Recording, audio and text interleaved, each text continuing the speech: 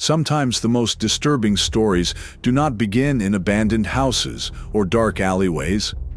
Sometimes they unfold inside an ordinary home, the kind people pass every day without ever imagining what may be happening behind those walls. That was exactly the case with Kimberly Sullivan of Waterbury, Connecticut. For years, the truth remained hidden from the outside world.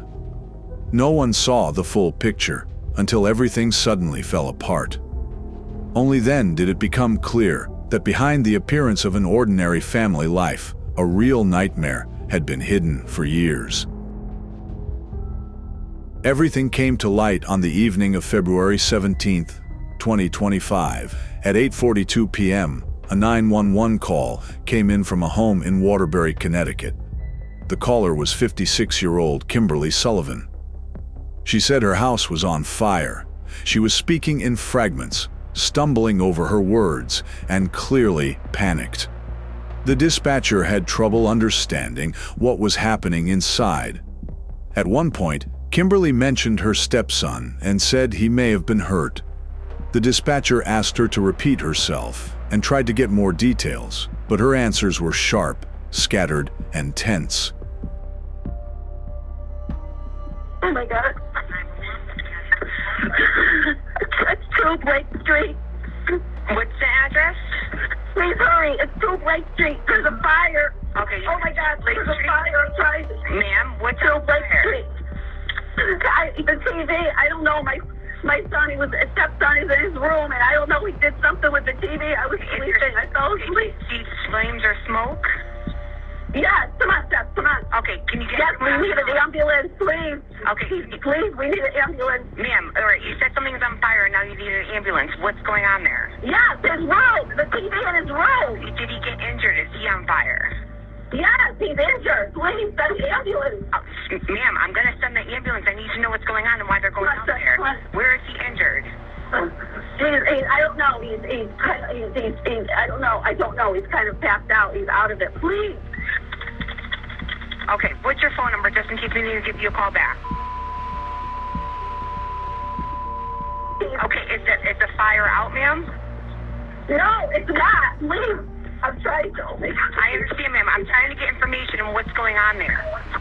Oh my God, it's like all the power in the house is out. I don't know if it's blue or blue. Okay, ma'am, just get out of the house, okay? Yes, I'm going to call my daughter. All right. Oh my God. Police and firefighters were sent to the house within minutes. Outside, it was dark and bitterly cold, and the fire on the first floor could already be seen from a distance.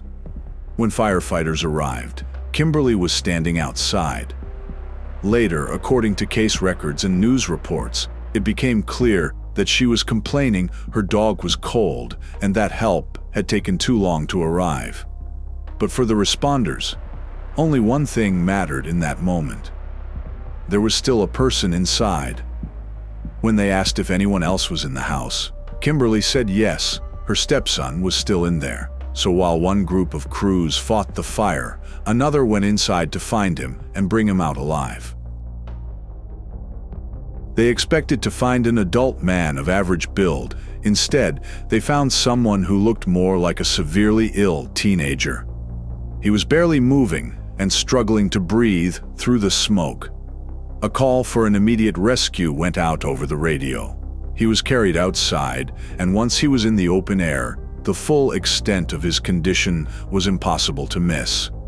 This was Kimberly Sullivan's stepson. At the time, he was 31 years old, and shortly after being rescued, he turned 32. At 5'9", he weighed about 68 pounds. His skin was gray, his hair was dirty and matted, his teeth were in terrible shape, and his whole body looked like it had been slowly pushed towards starvation over the course of years. And then, barely conscious, he said the words that changed the meaning of the entire case. He said he had started the fire himself. He said he did it for freedom. According to police, that was exactly how he explained it. "I wanted my freedom." He claimed he had been locked inside since he was around 11 years old. More than 20 years. Not a few months. Not a couple of years. More than 2 decades. In that moment, what had started as a house fire call became a possible case of long-term captivity, starvation, and severe abuse. He was rushed to the hospital in critical condition. A police officer, after seeing what he looked like and hearing those first statements, pulled Kimberly aside almost immediately and started asking questions. What could have caused a fire like this? Why hadn't she gotten her stepson out herself? And why was he saying he had been locked in that house for more than 20 years? Kimberly's explanation was simple. According to her, she woke up to smoke, ran to her stepson's room, saw flames, and assumed he had already gotten out. Then, she said, she couldn't find him because of the smoke and ended up running out of the house herself. When asked directly whether he had been locked in, she said no, he had never been locked in, but that version of events began to fall apart almost immediately. Investigators found that the fire had, in fact, started in a small room on the second floor. It was a tiny locked room upstairs. There was no heat and no air conditioning. The room was in terrible condition. The smell inside was a mix of smoke, filth, and human waste. Several locks and latches were found on the door, and all of that matched far too closely with what the victim himself was saying. On top of that, as local outlets later reported, the room was about 8 by 9 feet. So this was not just a bedroom. It was, in practical terms, a cramped space where, according to him, a person had spent most of his life. Later, he asked to be identified only as S, but for the sake of telling the story, I'll refer to him as Scott. The rest of the house looked disturbing too. There was trash everywhere. Boxes, clutter, overflowing bins, dirt in the corners, and the sense that the place had not been properly cleaned in a very long time. It looked less like a normal family home and more like a place where people had simply been surviving in the middle of total disorder. But even that was not the worst part. The worst part was this. How could someone spend more than 20 years in a house like that, almost completely cut off from the world, and why had no one stopped it sooner? That same night, police started talking to neighbors, and the more they spoke with people on Blake Street, the clearer it became that Scott's story did not sound made up at all. Many neighbors did not even know Kimberly Sullivan had a stepson. Others said they had seen him long ago, but then he simply disappeared. One neighbor admitted he only saw Kimberly once in a while in passing, and knew almost nothing about the family. Little by little, a picture started to come together. One in which a full-grown man had spent years living just a few feet from an ordinary street, yet somehow remained invisible to the outside world. To understand how it ever got this far, you have to go back to the beginning. On June 26, 1992, 30-year-old Craig Sullivan married Tracy. At that point, Kimberly was not yet part of the story. On March 7, 1993, the couple had a son, Scott. According to his biological mother, he was a healthy, normal child. But whatever stability that family had did not last long. By 1994, the marriage had already fallen apart.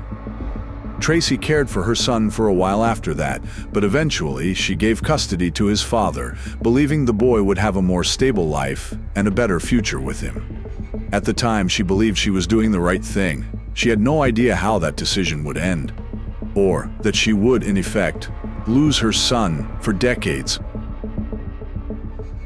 After the divorce, Craig rekindled his relationship with Kimberly, a woman he had dated before. They were married on January 21, 1995. Later, they had 2 daughters. The family lived in Waterbury, Connecticut. From the outside, everything looked fairly ordinary. A house of their own, a quiet street, children, daily routines, all the signs of a normal family life. And that may have been exactly what protected them from serious suspicion for so long. From the outside, the house looked just a little more run down than some of the others nearby. But no one could see what was happening inside. Craig himself is a central figure in this story. According to Scott, and even according to Kimberly's own defense, his father was not just living in that house. He was playing a major role in what was happening there. Reliable sources show that Craig died in 2024. His obituary lists January 2024 as the date of his death and says he was 61 years old. That matters because one of Kimberly's main defense arguments later leaned heavily on that point, that Craig made all the key decisions about Scott, while she was simply acting under his control. But however the defense tries to frame it, one fact does not change. Until the day he died, Scott's father was living in that house and, according to Scott, knew exactly what was happening there. Once Scott was stable enough in the hospital, he began telling his story. And what he said shocked the entire country. According to him, he had been held in captivity for more than 20 years, beginning when he was pulled out of 4th grade at age 11. He said his father knew about it until the day he died, and that Kimberly had maintained that system for years and controlled his daily life. He also said his sisters knew he was being isolated, but did nothing to help. Once they grew up, they moved away and nearly disappeared from his life. What Scott described was not occasional abuse. It was a system, one that had existed for years and was built on control, hunger, fear, and isolation. According to Scott, it all began in childhood. He said Kimberly decided he was eating too much and started severely restricting his food. At first, it was tiny portions and constant control over what he was allowed to eat. Then it turned into outright starvation. He said he was given 2 small bottles of water and 1 sandwich a day, egg, tuna, or peanut butter. To survive, he started stealing food. When he got caught, the punishment got worse. At one point, he said, he drank water from the toilet because there was nowhere else to get it. As horrifying as that sounds, that detail appeared directly in reporting tied to the arrest warrant. While he was still in school, people around him could tell something was wrong. He was always hungry. He asked other kids for food, finished leftovers, took food from other students' trays, and in moments of desperation, even dug through the trash. Teachers noticed. Some of them brought him food themselves. It was because of those warning signs that child welfare authorities came to the family in 2005. But according to the case materials, his parents convinced them that everything at home was fine. Scott, terrified and completely dependent on the adults around him, did not tell the truth. And after that second visit, he was simply pulled out of school. That was one of the most chilling turning points in the entire story, because after that, he all but disappeared from the outside world. In a later public statement, Scott said he was taken out of 4th grade at age 11. The family first explained it as a transfer to another school, then as homeschooling. But if his account and the investigators' findings are accurate, there was no real education after that. From that point on, his world narrowed to a small room, household chores, yelling, punishment, and ever-tightening isolation. That was when the captivity became almost total. After that, Scott's life became almost completely sealed off. He was moved into a tiny room that sounded more like a closet than a bedroom. The door stayed shut, more locks were added over time, and each day became a version of the one before it. He was let out only for chores. Even those brief moments outside the room became another form of punishment. According to him, Kimberly constantly yelled at him, humiliated him, and found fault with everything he did. No matter what he did, it was never enough. He cleaned the house over and over, only for it to be covered in trash again the next day, and he could spend hours just sitting there, doing nothing but waiting for the day to end. Against all of that, one detail stands out as especially haunting. According to Scott, Halloween was almost the only day of the year when he could feel like a normal child. The last time he went outside as a kid, he was 12 years old, wearing a firefighter costume.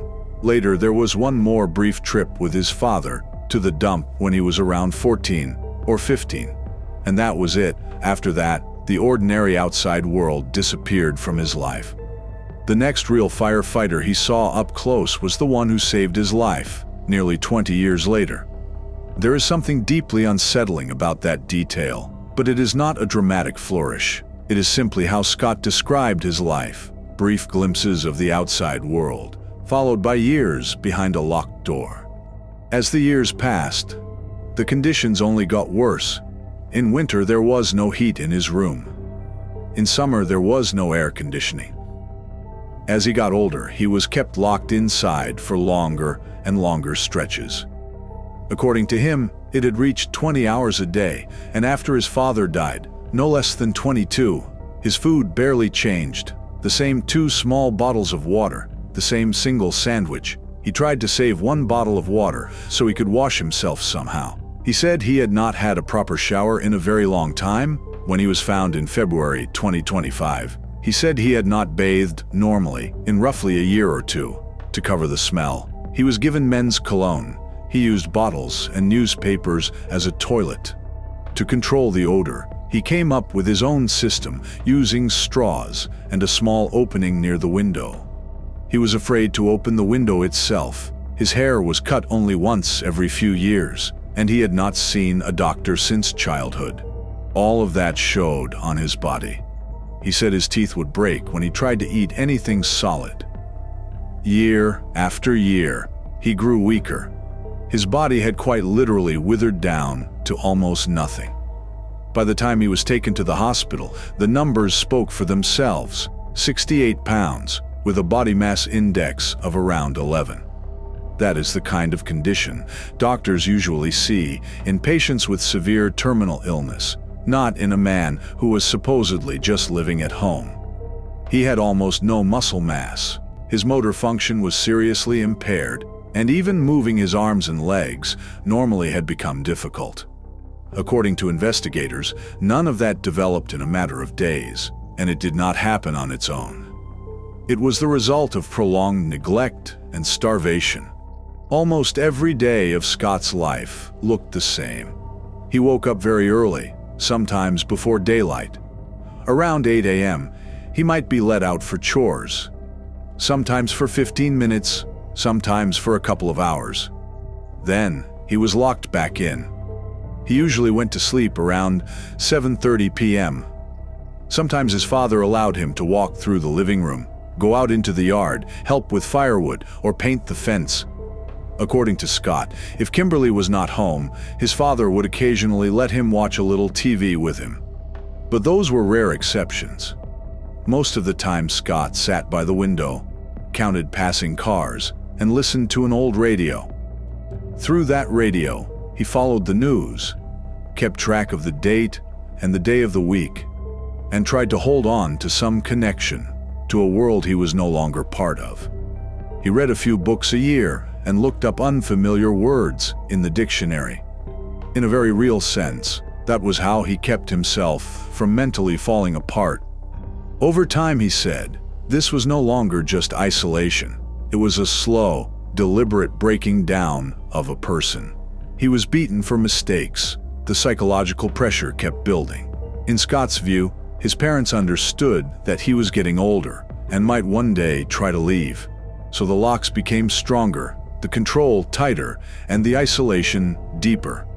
After Craig died in 2024, Scott said things became even worse. And that is where many people ask the same question: why did he not run sooner? But that question sounds different when you remember the condition he was in. This was not simply an adult man. This was someone who had been starved since childhood, kept in fear, cut off from other people, and slowly broken down physically and psychologically over time. Even when he once found a gun while cleaning, he said he did not think about escaping. By then, the fear had been driven in too deeply. That went on until February 17th, 2025. At some point, Scott simply reached his limit. It was a Monday, an ordinary day, no different from the hundreds that had come before it. The same walls, the same locks, the same weakness, the same thought that if nothing changed today, nothing ever would. And that was when he made his decision. He still had a lighter he had taken some time after his father's death. He took some paper, poured hand sanitizer on it, and set it on fire. According to Scott, he fully understood that he could die, but he was willing to die if that was what it took to avoid spending the rest of his life in that room. Later, prosecutors said in court that he started the fire knowing it could kill him because he had been trying to escape that room for more than 20 years. When the room started filling with smoke, he began screaming. He needed Kimberly to open the door. By the time she came in, he was already close to passing out. After that, according to his account, she tried to lift him up and drag him downstairs, but he did not want to leave with her. He understood that if responders saw him next to her, in a more presentable condition, she might still have a chance to explain things away and shift the story. So he deliberately dropped to the floor and refused to get back up. He wanted one thing only: for firefighters to find him themselves and see the condition he had actually been living in. A few minutes later, he heard sirens, then footsteps. Then he saw a firefighter. And in that moment, he said, he realized it was finally over. When they carried him out through the front door, a door he had not used in nearly 20 years, the winter air hit his face. And that was when he said the words that explained everything. He had started the fire because he wanted his freedom. It was a very short statement, but it changed the meaning of the entire case. For him, the fire was not simply a suicide attempt, and it was not meaningless destruction. It was a desperate escape, the last way to open a door no one was ever going to open for him. And that is exactly why this story hit people so hard, because in the end, he chose fire not out of madness, but because it was the only way out he had left. At the hospital, doctors immediately saw how severe the damage was. He was suffering from extreme malnutrition, with almost no muscle mass left. His body mass index was around 11. His movement was seriously impaired. Physically, he was nearly depleted. But the physical damage was only part of the picture. It was later reported that he spent nearly 2 months, first in the hospital and then in another care facility. Doctors also found signs of post-traumatic stress, deep depression, and serious cognitive impairment. In many ways, his emotional and psychological development seemed to have stopped at the point where it had been interrupted in childhood. He had trouble organizing his thoughts, struggled to find words, and was quickly overwhelmed by emotion. In his condition, that was hardly surprising. During the investigation, detectives contacted his biological mother, Tracy Valorand. She confirmed one important point. Her son was not born with any developmental disability. According to her, the condition he is in now is the result of what happened to him over those years. Very quickly, the story spread to the national news. Reporters began speaking with relatives, neighbors, acquaintances, and Kimberly's former co-workers. And little by little, a picture of Kimberly Sullivan herself started to take shape. To put it mildly, it was not a flattering one. Public records show that she was born on March 22, 1968, in Waterbury. She had previously been married to a man named Brian Boyle, and later started a new life with Craig. Co-workers described her as someone who was constantly dissatisfied, quick to conflict, always complaining, and difficult to be around. At the same time, they said she spoke warmly about her daughters, but almost never mentioned her stepson at all. Some co-workers did not even know he existed. Neighbors described similar things. One woman said that over the course of several years, she often saw Kimberly and her 2 daughters outside, but saw the boy only a handful of times. Another neighbor remembered noticing someone in a window one day. Someone she first took to be a curious child. He smiled at her, said hello, and then disappeared almost immediately. So quickly that later she wondered whether she had imagined the whole thing. Other neighbors admitted they did not even know the stepson existed. Some of Kimberly's acquaintances said the same thing. After decades of knowing her, she had never once talked about him, as if he simply were not there. And all of that only deepened the sense that Scott was not just being kept hidden. He was being deliberately erased from the outside world. According to witnesses, the house was also run under strict rules for the rest of the family. No surprise visits, no friends inside the house, no sleepovers, no extra eyes around. And once the story became public, a number of relatives who had long been absent suddenly began speaking to the media. One of the first was Tracy. To some people, that looked complicated, as if Scott's biological mother had stepped back into the story only after the case became public. But Tracy said she had tried to stay in contact, and that her ex-husband would not let her see their son. Whatever anyone makes of those statements, she remained consistent on one point. She called Craig and Kimberly monsters and said her son should never have had to go through anything like this. And the more interviews came out, the clearer something else became. A lot of people had suspected something. Some noticed odd behavior. Some saw signs of neglect. Some understood that the child had disappeared from view far too suddenly. But almost no one stepped in the way they should have. The only people who publicly admitted they had not done enough were members of the school staff. The principal and the teachers who had once genuinely tried to draw attention to the boy's condition. And against that backdrop, the Sullivan case became more than just a story about abuse and captivity inside one home. It also became a story about how a system can lose a child for decades. In the first days after the fire, Kimberly was not arrested right away.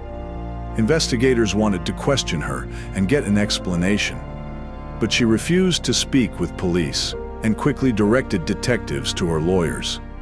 On March 11, 2025, a warrant was issued for her arrest. Then, on March 12th, Kimberly appeared at the police department and was taken into custody, nearly a month after the fire. She was charged with first-degree assault, second-degree kidnapping, first-degree unlawful restraint, cruelty to persons, and first-degree reckless endangerment. On March 13th, bail was set at $300,000, and the very next day, she was released after posting that amount. Later, the court added GPS monitoring as a condition. Kimberly's defense was fairly straightforward. She pleaded not guilty. According to her version of events, she never locked Scott up and always gave him food. Through her lawyer, she claimed that Craig was the one who mistreated him. Attorney Ioannis Kaloidis argued that the media had already turned her into a monster, even though there had been no verdict, and, under the law, she was presumed innocent. More than that, the defense tried to frame Kimberly as a kind of victim herself, a woman who had also been under her husband's control. Kaloidis insisted that Craig was the one making all of the major decisions, pulling his son out of school, controlling how he was raised, setting the conditions of his life, and allegedly preventing him from getting the help he needed. In the end, the defense kept coming back to one basic idea. The man who was truly responsible was the father, and he was already dead. But for many people, that argument sounded painfully weak. The defense asked, if all of this was true, why did Scott not run away sooner? They said the locks on the door did not prove anything by themselves. They hinted that a grown man of his age and height could not have been held for years unless he allowed it. But they offered almost no real explanation for the most obvious question of all. How does a 5'9" adult man end up weighing only about 68 pounds when he is rescued? How does someone end up with severe decay, clear signs of neglect, and a body in complete physical collapse? That was the point where the defense started sounding especially hard to believe. Because on one side were Kimberly's words, and on the other were the locks, the filthy room, the medical evidence, and a man who had been found barely alive. On April 15, 2025, Scott released his first public statement, and it was one of the most powerful moments in the entire story. He asked to be called simply S. He explained that it was not the name he was given at birth, and that he was choosing a new name for himself. At the heart of the statement was one simple but important idea. My name is my choice. He wrote that he was beginning to take back control of his life and his future. He described himself as a survivor of more than 20 years of captivity and domestic abuse. He reminded the public that he had been taken out of 4th grade at age 11 and remained a prisoner in his own home until age 31, when he set the fire himself, knowing he could die. He also asked people to respect his privacy and urged anyone who knew anything to cooperate with investigators. Unsurprisingly, Kimberly's defense did not welcome that statement. Her lawyer immediately argued that everything Scott said was nothing more than a lie meant to sway public opinion and influence potential jurors. In his view, it was a dirty tactic designed to lock in the image of Kimberly as a monster before the case ever reached trial. At the same time, the defense continued, insisting that Kimberly herself had now become the target of media coverage, social media outrage, and public hatred. But whatever they chose to call it, one fact remained simple. For the first time in a very long time, Scott had the chance to tell his story in his own words, rather than through a warrant, a police report, or other people's comments. And even after all of that, the case still leaves questions that do not yet have final answers. Why was he the one treated this way? Why not the daughters? Why was he never let go once he became an adult? Why was he kept alive at all? What exactly did the people around them know? Who suspected more than they later admitted? And where exactly did the system fail for good? Some of those answers may only come out in a courtroom. But one thing is already clear. For a huge number of people, Kimberly became a monster long before any final verdict is reached. And Craig, despite being dead, has not escaped that judgment either. The house on Blake Street was almost immediately labeled in the media as a house of horrors. And the public anger did not stop with the two of them. It also reached the daughters, because many people believe they knew enough to at least try to help. As things stand now, Kimberly continues to insist she is completely innocent, while S is living anonymously and trying to rebuild his life with the help of the people and organizations supporting him. Most likely, he will still have to tell this story again in court, this time under oath, as part of a full legal process. But the most important thing has already happened. After more than 20 years of captivity, the door finally opened. And maybe the most disturbing part of all this is not the locks, not the filthy room, and not even the condition he was found in. The most disturbing part is that the only real way out for him turned out to be fire, not the system stepping in, not adults intervening, not a rescue that came in time, but a fire he set himself, because in the end, he could no longer see any other way to stay alive. What are your thoughts on this case? Share them in the comments below. And if you haven't already, be sure to subscribe for more true crime stories. I'll see you in the next video.